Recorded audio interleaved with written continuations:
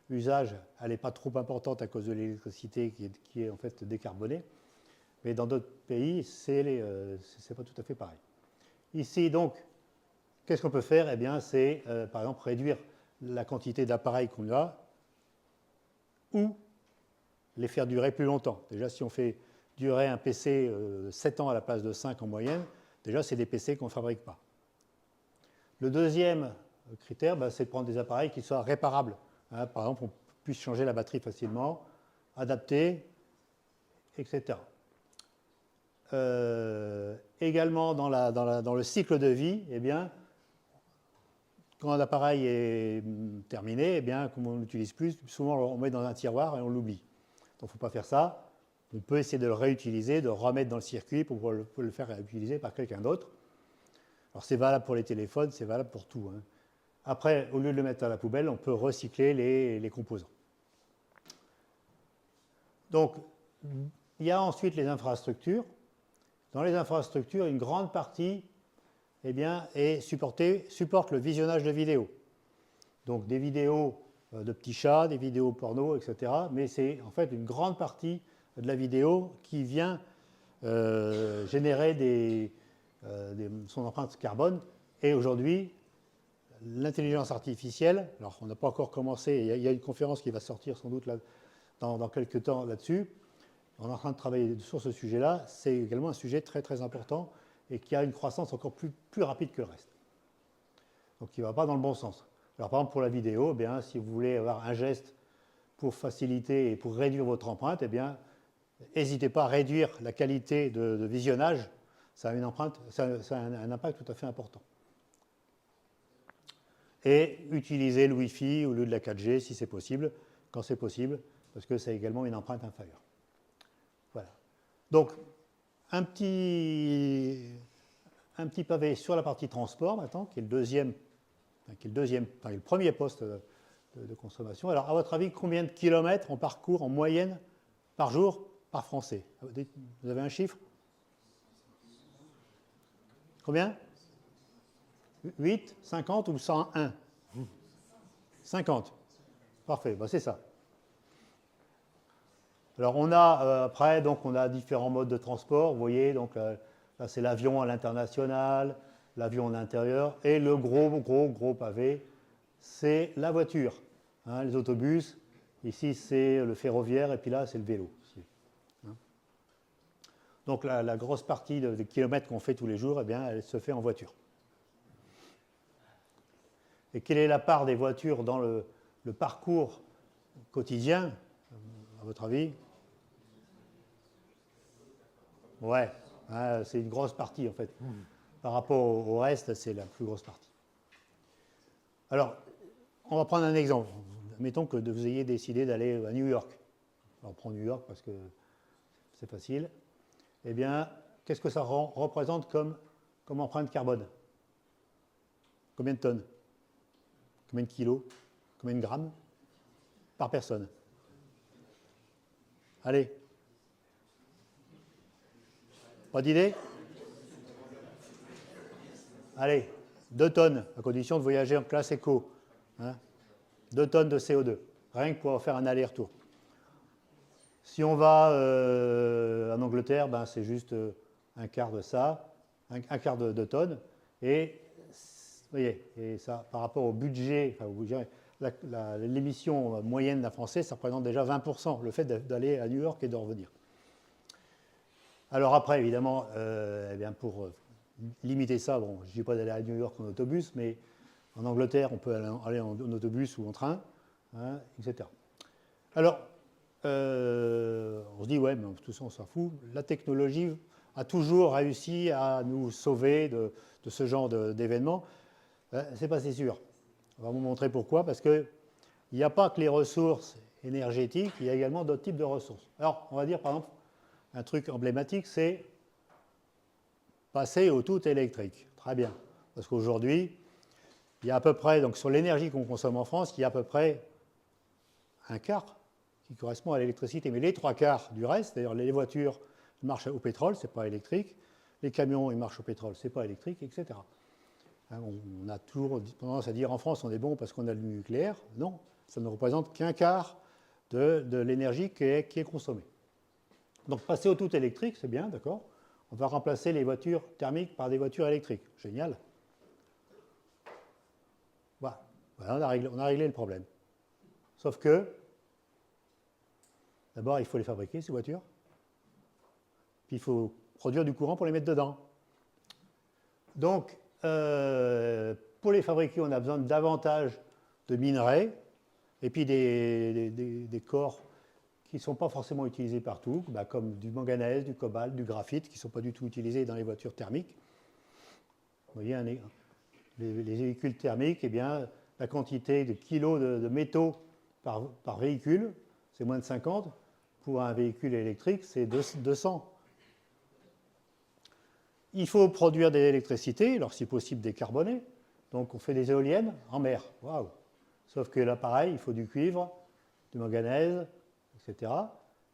Les éoliennes à terre sont un peu plus petites, et des panneaux solaires. Et là, on a le nombre de kilos de matière par mégawatt. Donc, vous voyez, si on veut une éolienne, je ne sais pas, 16 000 mégawatts, c'est le total, mais voilà, ça représente toute cette quantité, 16 tonnes par mégawatt, pardon. Et une centrale nucléaire, c'est plutôt de l'ordre de 4 à 5 000 kilos par mégawatt. Et voilà. Donc, en fait, c'est ce qu'on disait au début, c'est l'énergie qui est diffuse. Donc pour aller la capter, il faut mettre des énormes trucs, alors que pour du nucléaire, pour le générer, ça fait une centrale beaucoup plus dense. Pareil pour une centrale thermique, mais ça, je ne les ai pas mis là, parce qu'on a considéré qu'on n'en avait plus des énergies fossiles. Voilà. Alors, allez, un petit exemple, le cuivre. C'est emblématique, il y a du cuivre, il y en a partout. Tout ce qui conduit l'électricité est en cuivre aujourd'hui. Alors vous voyez ici, on a une mine qui est en Afrique du Sud, qui a généré... qui a sorti ici l'équivalent de 4 millions de tonnes de cuivre. Voilà, ça représente en fait cette boule. Alors, évidemment, c'est une image, ça n'a pas été... La boule, elle n'est pas là. Et ça représente, en gros, vous voyez, donc ça, c'est la consommation totale en 2018, 20 millions de tonnes par an de cuivre. Donc, vous voyez, 4 millions, c'est déjà une mine très, très représentative par rapport à l'ensemble. Déjà 20%. Alors, vous voyez la profondeur, bon, ok, et le petit genre de petits engins. Et la surface que ça prend, eh bien, c'est ça. Et si on met la ville de Rennes à côté, c'est... Pardon, je suis allé trop vite. C'est ça, c'est la même chose. C'est l'équivalent de la surface de la ville de Rennes. Rien que pour cette ville-là. Pour Rennes et la métropole, vous voyez, jusque Cesson, etc. Donc ça, c'est facile, c'est des mines que vous pouvez voir sur Google Earth. Vous regardez, puis vous comparez, vous mesurez la dimension, vous faites le truc. Et le petit hic, c'est que du cuivre, ça va être comme pour le pétrole. À force d'en prendre, c'est de moins en moins facile à prendre. Donc le cuivre, on l'extrait depuis l'Antiquité, sauf que c'était facile à récupérer. C'était des minerais qui étaient fortement composés de cuivre. Maintenant, tous ces minerais-là, ils sont utilisés. Et on va chercher des minerais qui sont moins en moins riches. Donc il faut de plus en plus de minerais, en déplacer de plus en plus, pour pouvoir avoir du cuivre à la fin.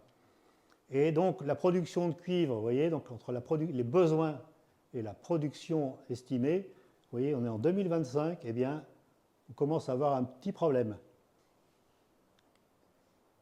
Donc on va manquer de cuivre. Il y aura des tensions sur le cuivre. Et là, on a montré le cuivre, mais c'est pareil pour tout un tas d'autres minéraux.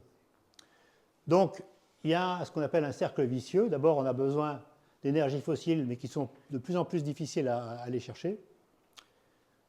Il faut faire de la production d'énergie qui demande davantage de matières premières, parce que vous avez vu, pour faire une éolienne, il faut plus de matière par kilowatt qu'une centrale nucléaire ou une centrale à charbon. Les minerais dont on a besoin, ils sont de plus en plus, ils sont de moins en moins concentrés.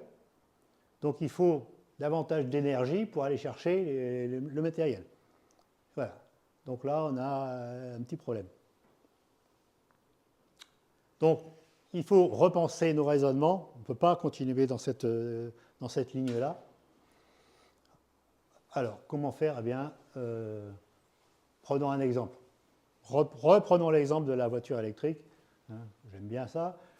On a ici donc un petit diagramme facile qui représente l'intensité carbone, c'est-à-dire la quantité de CO2 qui est émise alors, pendant la fabrication et pendant l'utilisation, parce qu'une voiture électrique, ça dégage du CO2, surtout pendant la fabrication.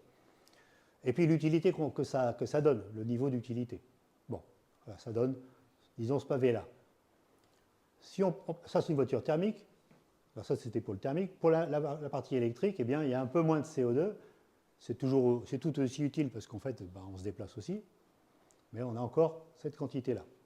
Maintenant, si on regarde, par exemple, des déplacements à vélo ou avec des moyens plus, je dirais, plus légers, on va avoir une utilité qui va être moindre parce qu'on ne saura pas aller aussi loin, on ne saura pas aller aussi vite, on ne pourra pas se déplacer forcément par tous les temps, mais avec une intensité carbone qui sera beaucoup plus faible. Voilà. Donc en fait, il faut travailler sur des technologies bas carbone. Donc pour les futurs ingénieurs, ça c'est votre futur domaine d'investigation et de travail.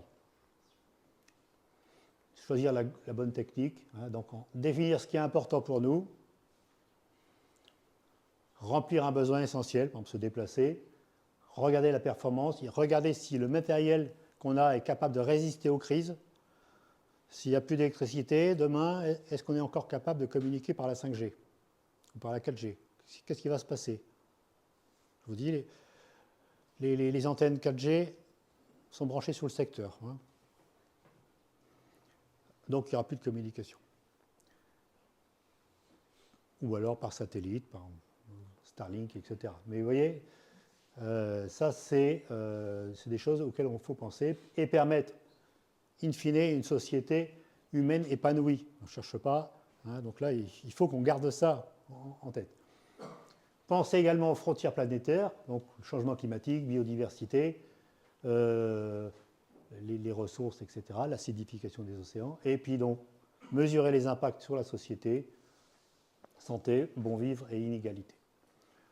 Donc, je ne vais pas aller beaucoup plus loin que ça dans ce domaine, parce que ça, c'est des sujets qui mériteraient une conférence à elle toute seule. Joël, maintenant, va vous parler de l'impact sur votre futur job. Ça marche, merci Bruno. Donc là, vous vous dites pourquoi on a invité les shifters. C'est le journal des mauvaises nouvelles. Non, on va parler de ce qu'on peut faire et ce que vous allez potentiellement être amené à faire dans vos futurs jobs. Ok? Vous êtes toujours avec nous? On parle d'intensité énergétique, d'intensité matérielle. On n'a pas parlé de l'intensité des données sur les slides des shifters. C'est plutôt pas mal aussi. J'espère que vous tenez le choc. Ok, on va se garder 20 minutes, facile 20 minutes pour les questions-réponses à la fin. Donc je vais peut-être accélérer un petit peu sur certains passages. Alors, le réchauffement climatique va affecter votre job. Ok? On prend juste un exemple et je vais passer très vite. PG&E, Pacific Gas and Electricity, fournisseur d'énergie en Californie, d'accord? Il y a quelques années, c'était florissant, hein, ils ont une sorte de monopole de toute façon, donc cours de bourse allait super bien. Et puis un jour, dans un monde à plus 1 degré, il s'est mis à avoir de la sécheresse, des incendies, le réseau n'était pas très bien entretenu, les forêts n'étaient pas forcément très bien débroussaillées aux alentours des infrastructures, donc catastrophe, le réseau ne fournit plus d'électricité, d'accord? Donc des coupures d'électricité, mais également cet événement-là, il a probablement été créé par une étincelle qui provient du réseau électrique lui-même, et donc il y a des villages entiers qui ont brûlé, notamment la ville de Paradise, donc 30 000 habitants délocalisés, 33 morts je crois, bref. Ça va beaucoup moins bien pour l'entreprise, son cours de bourse s'effondre et l'entreprise part en faillite, d'accord?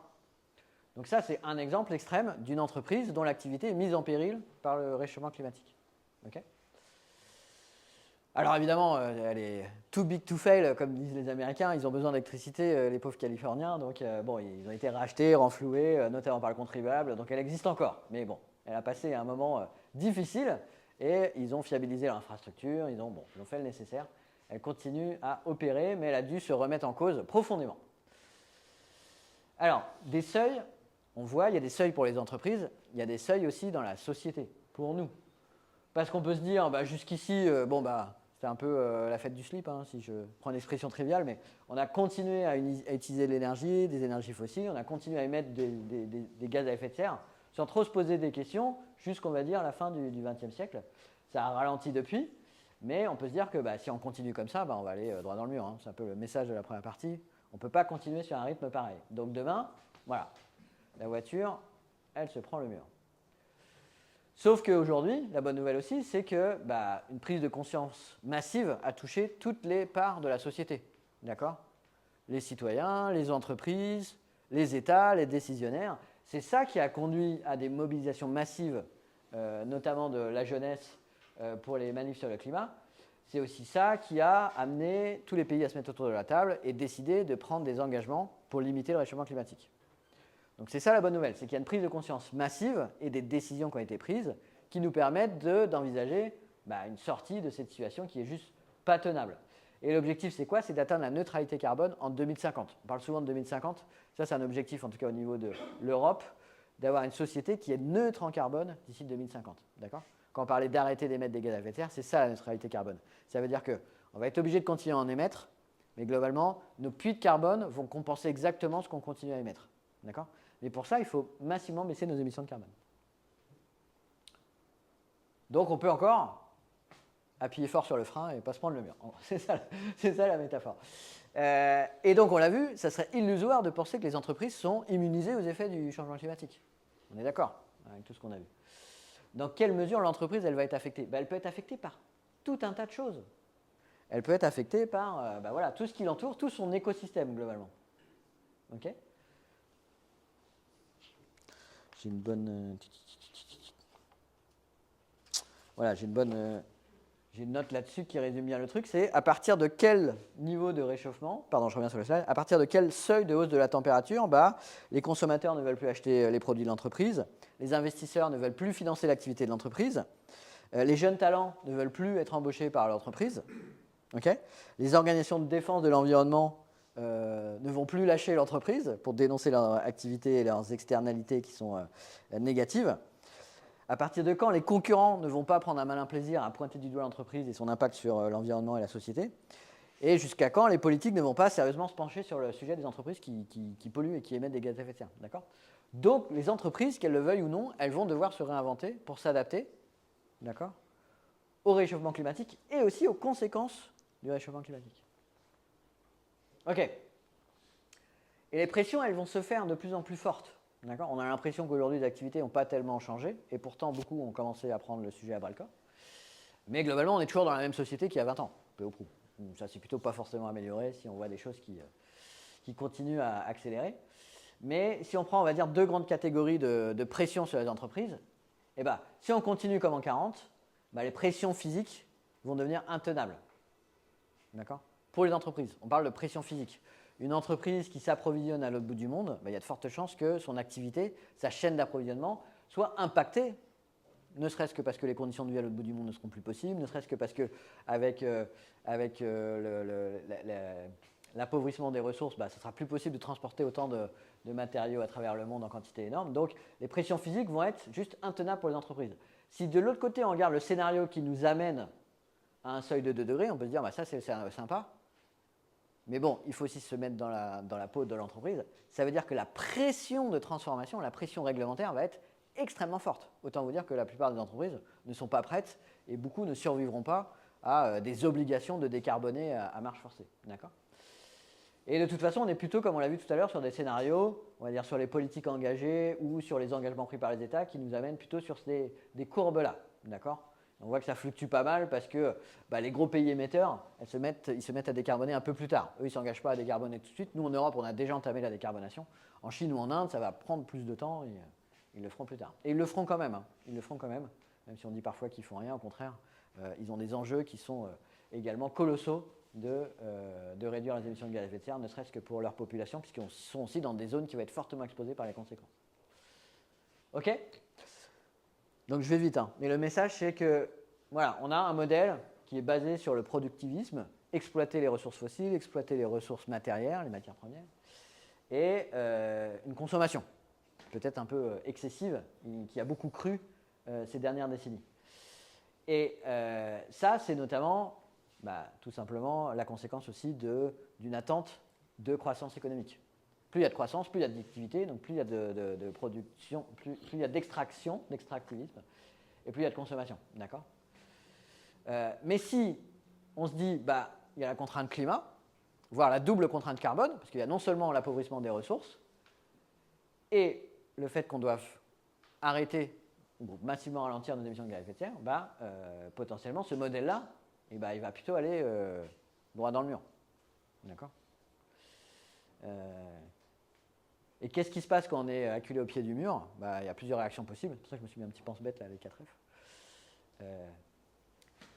C'est les réactions de survie. Donc, soit on fuit, soit on combat, soit on freeze, on fait rien, on est paralysé par l'enjeu, soit on faune, soit on fait semblant de s'adapter, mais on fait un petit peu plus de bruit que réellement adresser la situation. Et ben, c'est exactement ce qui se passe pour les entreprises. Donc on va vous donner un exemple, alors très rapide, d'une entreprise qui a commencé sa décarbonation. Donc en 2013, ils se sont dit, bah voilà, on se met comme objectif, il faut qu'on réduise de 2 tiers nos émissions de gaz à effet de serre par rapport à 2005. Donc ils ont pris leur usine de Turin. C'est un schéma très simplifié de l'activité de l'entreprise, mais bon, ils ont des camions qui arrivent avec du packaging, ils ont de l'énergie qui rentre, ils génèrent des déchets, ils s'approvisionnent sur les réseaux pour l'eau et l'énergie. Et leur projet de décarbonation les a amenés en 5 ans à modifier leur modèle, d'accord ?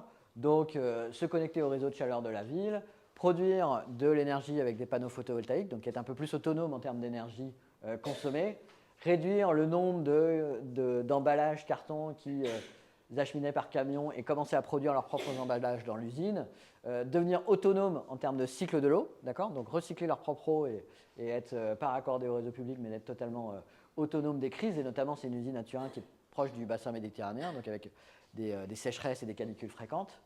Et donc ça leur a permis globalement de réduire de plus des 3/4, donc bien au-dessus de l'objectif, leurs émissions par rapport à 2005, d'accord ? Tout en augmentant leur production. C'est plutôt pas mal. Donc on voit, bah voilà, si on veut vraiment s'y mettre, on peut y arriver. On est d'accord ? Démonstration brillante. Je vous lance le plat.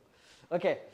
Mais si maintenant on réfléchit à ce que ça veut vraiment dire baisser ses émissions de gaz à effet de serre, bah on se rend compte que c'est un petit peu plus compliqué, d'accord ? Là, on a regardé que les émissions directes de l'activité en propre de l'entreprise, d'accord ? Dans ses locaux. Il y a dedans aussi toute l'énergie qu'elles vont chercher sur le réseau, d'accord ? En général, l'électricité, mais ça peut être les réseaux de chaleur, etc. Ça peut être peut-être du gaz. Il y a tout ce qui est à côté de l'activité de l'entreprise, tout ce qui est le transport du personnel, des clients, les domiciles trajets boulot, etc., les trajets professionnels, et tout le fret aussi, tout le transport assuré par des prestataires en amont, en aval. Okay. Mais ce n'est pas tout. Il y a aussi tout ce qui est nécessaire en amont, d'accord ?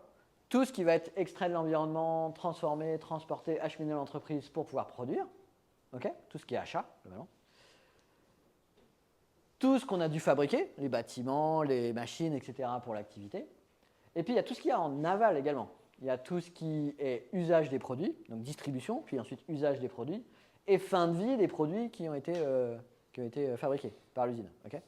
En fait, l'empreinte carbone d'une entreprise, c'est tout ça. Ce n'est pas juste les émissions qui sont en propre, c'est tout ce qu'il y a en vision 360 du truc. Et du coup, j'accélère encore un petit peu parce que le temps passe. Mais est-ce que c'est clair pour vous ? Là, on parle du bilan carbone des entreprises. Okay ? Plus encore quelque chose. Et bien ça, bien souvent, les émissions en propre, les émissions directes d'entreprise, c'est une toute petite part des émissions globales. D'accord ? Donc si on réfléchit à l'impact des entreprises, ça ne suffit pas de regarder que les émissions directes de l'entreprise, il faut regarder aussi tout ce qui est indirect. Okay ? Donc là, on voit que l'enjeu, c'est plus du tout le même. Donc je passe rapidement. Mais pour notre entreprise, bah, ils ont fait l'effort sur la petite partie bleue, là, mais pour rentrer dans leur clou pour les objectifs sur le long terme, bah, il faut qu'ils baissent massivement, donc de 25% toutes les émissions sur les 5 prochaines années. Puis peut-être que les 5 à 10 prochaines années, il faut encore qu'ils baissent 25% leurs émissions de gaz à effet de serre. Donc là, on réalise un petit peu mieux le challenge que ça représente de se transformer, de s'adapter. Okay ? Donc si on reschématise globalement, bah, une entreprise, ça importe de l'énergie, des matières premières, ça utilise du capital humain pour le travail, okay ? Et puis ça génère là on voit des déchets. Ce qu'on voit moins, c'est ça dissipe de l'énergie aussi, et puis ça va générer par exemple des pollutions ou des choses comme ça. Okay ? Des choses qui rentrent, des choses qui sortent. Et se décarboner, il y a 2 leviers d'action pour l'entreprise. Soit décarboner ses flux, okay ? On a vu les flux, on a parlé des flux, hein. On parlait par exemple du téléphone, du smartphone qu'on fait fabriquer à l'autre bout du monde, enfin qu'on fait fabriquer pour les vendre sur nos marchés. Et ça par exemple, si on divise les flux par 2, si on divise l'impact d'émission des flux par 2 et qu'on réduit les flux eux-mêmes par 2, bah, on a divisé par 4 notre empreinte carbone. Okay, on a fait une baisse de 75%. Donc là, déjà, ça vous donne un ordre d'idée de vers où il faut aller pour pouvoir atteindre le niveau d'objectif qui nous met sur la trajectoire de rester dans les clous de l'accord de Paris. Okay, c'est quand même très significatif. Et la neutralité carbone, ça veut dire, bah, globalement, il faut diviser d'un facteur 7, 8 ou 10 nos émissions de gaz à effet de serre. Okay, alors évidemment, les entreprises, il y en a certaines qui sont plutôt dans des activités, on va dire, vertueuses, d'autres qui ne le sont pas du tout. Lorsqu'on fabrique des véhicules thermiques ou lorsqu'on vend du pétrole, on n'est plutôt pas sur les métiers qui nous amènent sur la trajectoire de décarbonation. Donc bah, ce qui se passe, tout à l'heure, je disais, c'est quoi la réaction face à ces pressions? Et bah, ça peut être aussi de dire, bah, ouais, on va se montrer un peu plus vert qu'on ne l'est vraiment. Ça s'appelle le greenwashing. C'est important que vous ayez conscience de ça parce que, en tant que futur professionnel, il faut que vous soyez à même de détecter ce qui est de l'ordre de l'engagement vertueux et sincère, des engagements qui sont plus de la com, comme on peut avoir dans beaucoup d'entreprises. Par exemple, Coca-Cola, c'était un champion de verdissement de leur activité et ça a été connu comme ça pendant les JO. Bon, Coca-Cola, ce n'est pas exactement un bon exemple d'entreprise vertueuse. Donc la trajectoire d'émission compatible avec une hausse des températures mondiales qui reste nettement sous les 2 degrés, c'est celle-là. On voit que c'est une pente qui est très très forte. Et donc ça nécessite des baisses qui sont, retenez ces 3 critères-là, qui sont immédiates. D'accord ? Il ne faut pas attendre. Il faut que les entreprises baissent leurs émissions dès maintenant. Il faut qu'elles soient globales. D'accord ? Il ne faut pas que ça soit que sur l'usine de Turin, pour l'entreprise de tout à l'heure, qui était une entreprise de cosmétiques. Je ne sais pas si je l'ai dit, mais ça n'a pas d'importance. Mais il faut que ça touche toute l'activité de l'entreprise partout dans le monde. D'accord ? Il faut qu'elles soient généralisables. C'est-à-dire que les solutions qu'elles mettent en place, il faut qu'elles puissent s'appliquer à l'échelle partout. Sinon, il y a peu de chances de décarboner l'entreprise si on ne fait que des choses à la marge ou si on a un site pilote qui est vertueux, mais tout le reste, on fait comme avant. Un bon exemple de choses dont on entend souvent dans les médias qui va dans la bonne direction, alors que si on fait les comptes, c'est plus nuancé. Les compagnies aériennes, par exemple, ça a changé. Elles n'ont plus le droit, la loi a changé, elles ne peuvent plus communiquer sur ce genre de choses. Donc elles sont tenues responsables de ça. Mais il y a encore quelques années, elles disaient nous, on va se décarboner, on va réduire les émissions par kilomètre passager parcouru. D'accord ? Nos avions, ils émettront moins par passager transporté. Alors ça, c'est super chouette. Alors, super chouette, il faudrait que les technologies soient matures et disponibles pour le faire, ce qui n'est pas exactement tout à fait le cas. Les avions, ils fonctionnent toujours avec des énergies fossiles, avec du kérosène qui est extrêmement carboné au jour d'aujourd'hui. Mais bon, admettons. Ça, c'est un exemple d'engagement qui avait été pris. Mais si maintenant on regarde et on met ça en regard de la croissance du trafic aérien, si le trafic aérien, lui, fait x3 et qu'on divise par 2 les émissions, au total, vous êtes d'accord qu'on a augmenté les émissions. On ne les a pas baissées, globalement. D'accord ? Donc là, on n'est pas du tout sur les clous de ce qu'il faudrait faire. Okay ? Donc là, on a corrigé la com de l'entreprise, on leur a dit, non, vous êtes gentils, mais vous, la compagnie aérienne, là, vous avez augmenté vos émissions de gaz à effet de serre de 50%. D'accord ? Donc on n'est pas sur du immédiat, global et généralisable. D'accord ? Donc ça, typiquement, c'est du greenwashing. C'est du greenwashing. Okay ? C'est pas tenable. Okay ? Donc il faut se dire que voilà, on est dans une économie qui a ses règles, qui a son fonctionnement actuel, ses impacts, ses conséquences, mais qu'aujourd'hui, avec la contrainte climat et la double contrainte carbone, et la contrainte notamment sur les ressources, une nouvelle économie va se mettre en place, qui va aller plutôt vers la décarbonation. Donc on va avoir une économie qui va se réarranger autour d'acteurs qui vont être plus vertueux et qui vont définir un nouveau modèle. Donc c'est ce cercle vertueux qui va faire que les entreprises, comme les autres parts de la société, mais vont se mettre en mouvement pour décarboner leur économie, décarboner leur activité, et réduire leurs impacts. Ok ? Et donc ça veut dire se décarboner, ça veut dire plus de sobriété et d'efficacité, d'accord ? Donc la valeur ne va plus être forcément sur le volume et l'intensité de l'activité, mais peut-être sur autre chose. Ça veut dire aussi, si on voit vers où il va aller, peut-être réfléchir à quel est son cœur de métier, d'accord ? L'entreprise, dans 30 ans, elle aura probablement un métier qui sera très différent de l'activité qu'elle a aujourd'hui. En tout cas, si elle veut jouer le jeu et répondre aux exigences de l'accord de décarbonation qu'on veut viser. Ok, il me reste 4-5 slides, donc je vais aller très très vite. Une des solutions, vous avez entendu parler de l'économie circulaire. Okay ? Donc dans une économie linéaire, on extrait des ressources, d'accord ? On fabrique des objets qui sont utilisés un certain temps, ils sont jetés. D'accord ? Dans l'économie circulaire, on a quelque chose d'assez différent. On déplace la valeur ajoutée, la valeur produite de la fabrication vers tout ce qui est en aval de la fabrication. D'accord ? Donc plutôt sur l'usage et plutôt sur le réemploi, le recyclage, tout ce qui est déchets, comment les valoriser. D'accord ? C'est notamment des modèles qui passent de l'économie, on va dire, de la possession, on possède nos objets, plus vers une économie de l'usage. On va plutôt louer des objets ou partager des objets, mutualiser des objets. Par exemple, c'est quoi le mot ? L'autopartage, je veux dire le carpooling. L'autopartage. Est-ce qu'on a tous besoin d'avoir une voiture pour chaque foyer, pour chaque individu ? Il y a des modèles qui commencent à se développer qui vont dans le sens de réduire l'intensité de nos activités pour rentrer dans un cercle qui est beaucoup plus vertueux. Et donc l'énergie qui ne pollue pas, c'est celle qu'on n'utilise pas. La matière qui, si on veut être sobre, c'est l'objet qu'on ne refabrique pas, etc. Donc vous comprenez l'idée, et vous en avez déjà entendu parler, je pense, de l'économie circulaire. On parle même maintenant de modèles d'entreprise régénératives. Donc ça n'existe pas vraiment, on en parle, c'est plutôt des expérimentations. C'est une entreprise qui laisse l'environnement dans un meilleur état, avec plus de ressources que là où elle en a trouvé. D'accord ? Donc, des entreprises cherchent à atteindre ce niveau où elles sont vraiment avec zéro impact négatif. Et donc, c'est bien que des entreprises pionnières inventent des nouveaux modèles et des nouveaux modes de services et de production qui aillent dans ce sens-là. Mais on n'y est pas encore tout à fait. Déjà, l'économie circulaire, réduire ce qu'on prélève dans l'environnement, réduire les déchets et réutiliser un maximum, c'est déjà un modèle à suivre pour l'entreprise. Paf. OK. Vous dites moi là-dedans, c'est quoi mon rôle ? En tant que citoyen, vous avez plein de leviers possibles. Le premier, c'est de faire savoir, de vous mobiliser pour justement que la société aille dans la bonne direction. Ça peut être en tant que consommateur, d'accord ? Vous faites les choix qui vont dicter ce que les entreprises vont produire, d'accord ? Comme disait Coluche, je ne sais pas si vous connaissez cet humoriste, ce grand penseur du XXe siècle, il dit « C'est fou, quand on pense qu'un produit, il suffirait que les gens ne l'achètent pas pour que les entreprises ne le fabriquent plus. » Mais c'est vraiment ça l'idée. C'est-à-dire qu'on a aussi le choix, dans nos habitudes de consommation, de ce que les entreprises produisent. On a aussi le choix des réglementations, des politiques qui sont menées par les États, parce qu'on a aussi le droit de vote. D'accord ? C'est pas toujours évident de s'y retrouver dans les programmes. D'ailleurs, le Shift Project analyse les programmes des candidats pour savoir lesquels sont le plus alignés avec les accords de Paris, si ça vous intéresse. On fait ça régulièrement pour les différentes élections. Mais vous, en tant que futur professionnel, comment vous pouvez vous engager, vous ? Aujourd'hui, vous êtes étudiant, demain, vous seriez probablement dans l'emploi, peut-être dans une petite entreprise ou une grande entreprise. Et la première chose, c'est de regarder quels sont les emplois qui sont dans des secteurs des entreprises qui sont plutôt vertueuses, d'accord, qui vont dans la bonne direction. Pour ça, on a une plateforme qui s'appelle Shift Your Job, d'accord.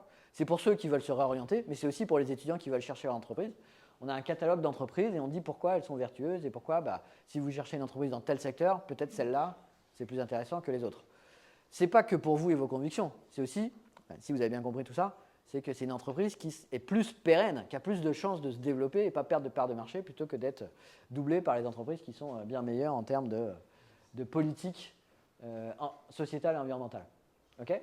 Ça peut être aussi s'engager au travers de votre emploi avec la plateforme, j'ai oublié son nom, pardon. Ça peut être aussi regarder les guides de l'ADEME, anti-greenwashing, on parlait de greenwashing, savoir quelles sont les entreprises qui sont vraiment vertueuses versus celles qui communiquent mais qui n'ont pas forcément le bilan pour le prouver.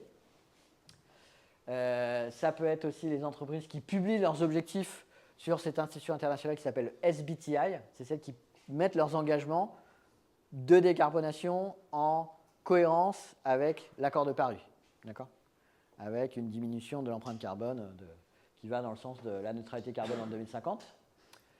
Et puis, ça peut être aussi les travaux du Shift Project, et notamment le fameux plan de transformation de l'économie française, le PTEF, qui est un document qu'on vous invite à regarder et à diffuser au sein des futures entreprises pour dire, voilà, en fait, se décarboner, ça semble difficile, mais c'est possible. Le Shift Project a modélisé une baisse de l'intensité carbone de toute l'économie française, secteur par secteur, en rebouclant sur les ressources, en disant, voilà, tel secteur d'activité va devoir réduire, tel va augmenter. Par exemple, il y aura besoin de beaucoup plus d'emplois dans l'économie de l'usage, pour réparer des véhicules, pour entretenir des vélos, sur le transport par exemple.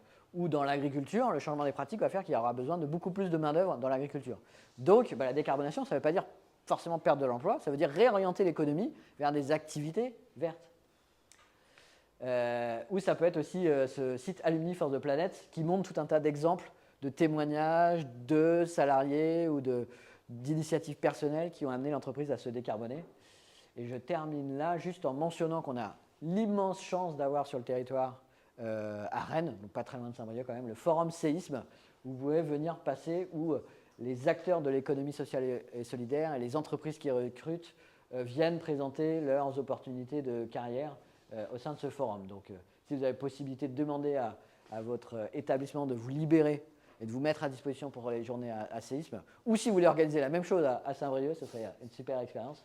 Mais c'est une initiative qui a été faite par des étudiants, justement, pour guider les étudiants vers des emplois, vers le secteur le plus vertueux.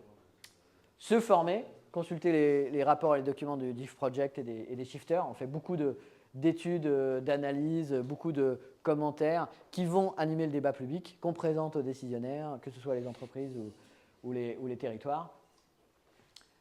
Et puis voilà, on va conclure là-dessus. C'est le moment de choisir, c'est maintenant qu'il faut agir. Le climat de demain, c'est nos activités aujourd'hui qui vont le déterminer. Les modèles d'entreprise, les modèles choisis pour le monde de demain. Donc, informations sur le shifter, on a mis le QR code pour avoir des informations sur le shifter et nos groupes locaux et comment nous rejoindre si vous êtes intéressés. Vos questions. Merci de votre attention.